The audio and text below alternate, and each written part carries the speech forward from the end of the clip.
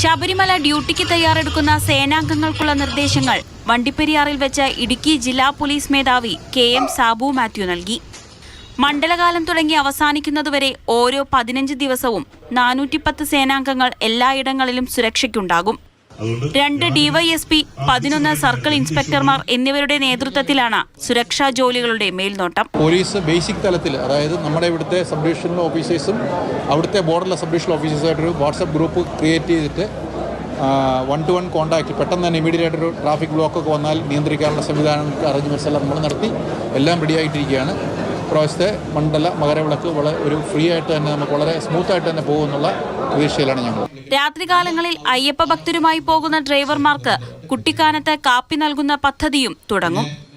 അയ്യപ്പ ഭക്തരോട് മാന്യമായി തന്നെ പെരുമാറണമെന്ന് ജില്ലാ പോലീസ് മേധാവി സേനാംഗങ്ങൾക്ക് നിർദ്ദേശവും നൽകി. മാതൃഭൂമി ന്യൂസ്, കുമളി.